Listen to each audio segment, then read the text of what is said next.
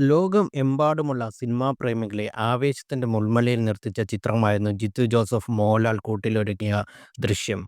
മികച്ച തിരക്കഥയുടെയും അഭിനയ മുഹൂർത്തങ്ങളുടെയും പിൻബലത്തിൽ സിനിമാ ആസ്വാദകർ ഇഷ്ടം പിടിച്ചുപറ്റിയ സിനിമയ്ക്ക് ഒരു രണ്ടാം ഭാഗമുണ്ടായി.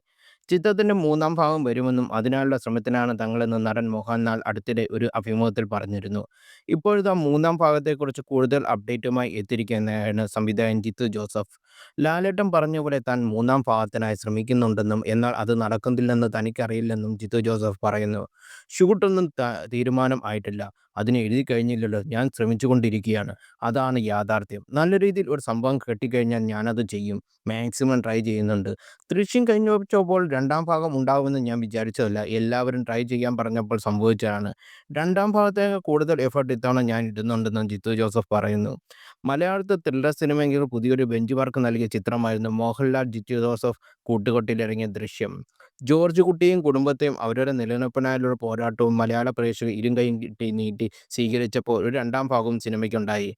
ഇന്ത്യയും കഴിഞ്ഞ് ചൈനീസും കൊറിയനും ഉൾപ്പെടെ നിരവധി ഭാഷയിലേക്ക് റീമേക്ക് ചെയ്യപ്പെട്ടിരുന്നു.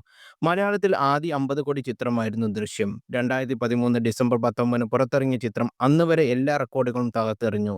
75 കോടിയായിരുന്നു ആദ്യ ഭാഗം തിയേറ്ററിൽ നിന്ന് നേടിയത്. തമിഴ്, തെലുങ്ക്, ഹിന്ദി, കന്നഡ തുടങ്ങിയ ഭാഷയിലേക്ക് ചിത്രം റീമേക്ക് ചെയ്യപ്പെട്ടു.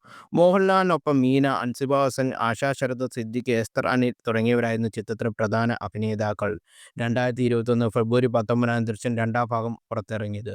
ആമസോൺ പ്രൈമിലൂടെ OTT റിലീസായിട്ടാണ് ചിത്രം പ്രേക്ഷകരിലേക്ക് എത്തിയത്.